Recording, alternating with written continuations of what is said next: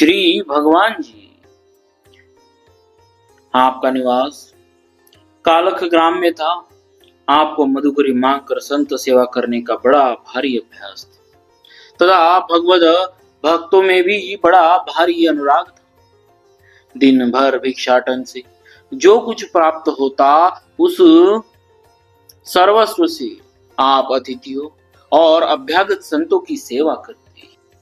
एक बार ऐसा अकाल पड़ा कि भिक्षा मिलना बंद हो गई और संतों की भीड़ बढ़ गई। अब यथोचित स्वागत सत्कार न कर पाने से आपका मन खिन्न हो गया। आपने अपने मन में निश्चय किया कि अब इस स्थान को छोड़कर अन्यत्र कहीं चला जाऊंगा।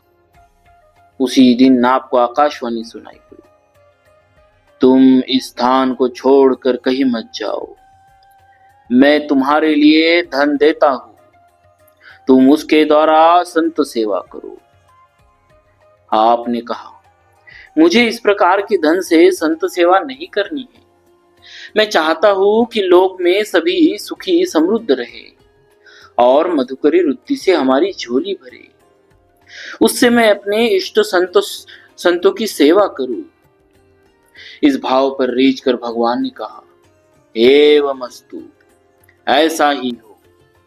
फिर तो नित्य आप ही झोली भरने लगी और सुकाल हो गया। भक्तों, ऐसे थे हमारे भक्तराज श्री भगवान जी। बोलिए भक्तराज श्री भगवान जी महाराज की जय।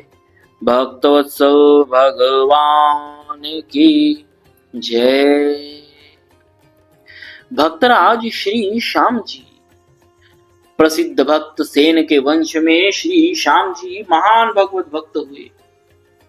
पहले आप गृहस्थाश्रम धर्म का पालन करते हुए भगवत भजन का और संत सेवा करते थे। एक बार आपके यहाँ एक सिद्ध संत आ गए। उन्होंने संत सेवा की महिमा बताकर कहा कि यदि मानव जीवन को सफल करना हो तो आज से ही संत सेवा का दृढ़ व्रत हृदय में धारण कर लो। दूसरे साधनों का भरोसा छोड़कर अनन्य भाव से संत सेवा किया करो। श्री श्याम जी ने पूछा, भगवान संत कैसे होते हैं, उनकी क्या पहचान है? उन्होंने कहा, हमारे जैसी वेशभूषा कंठी माला तिलक धारण करने वाले सभी संत भगवद आश्रित है और सेव्य है। यदि इसी शरीर से भगवदानुभव चाहते हो तो अब समय आ गया है। गृहस्थाश्रम का त्याग कर दो, मधुकरी वृत्ति से भिक्षा मांगो, आए गए साधु संतों और अतिथियों की सेवा करो। फिर देखो कि तुम पर कितने जल्दी प्रभु रिझते हैं और तुम सिद्ध होते हो। उस सिद्ध संत के उपदेश का इन पर ऐसा विलक्षण रंग चढ़ा कि इन्होंने घर बार का मन और तन दोनों से सर्वथा त्याग कर दिया। विरक्त हो गए और भिक्षाटन एवं संत सेवा करने लगे। एक बार भिक्षा मांगते हुए आप एक सदगृहस्थ के द्वार पर गए तो वहां इन्होंने देखा कि उस घर के मालिक का इकलौता बेटा मर गया है और सभी लोग करुण क्रंदन करते हुए विलाप कर रहे। लोगों का आर्तनाद सुनकर आपका हृदय द्रवित हो गया। दया भाव में भरकर श्री राम नाम का संकीर्तन करते हुए आपने जाकर बालक के शरीर को स्पर्श किया तो उसी क्षण वह जीवित हो गया। आपने कहा, तुम लोग व्यर्थ रुदन करते हो, नाम कीर्तन करो, नाम कीर्तन करो, पुत्र जीवित हो गया है। श्री श्याम जी की इस चमत्कार को देखकर सभी लोग उनके श्री चरणों में लिपट गए। तभी से उनका एवं अन्य संतों का सभी लोग विशेष सम्मान करने लगे एवं भगवत भक्त हो गए।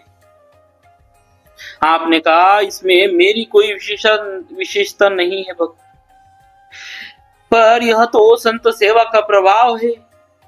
कोई भी श्रद्धा से संत सेवा करके इस प्रकार की शक्ति प्राप्त कर सकता। श्री श्याम जी के इन उपदेशों से बहुत से लोग संत भगवंत की आराधना में तल्लीन हो गए। भक्तों, ऐसे थे हमारे श्री भक्तराज श्री श्याम जी महाराज।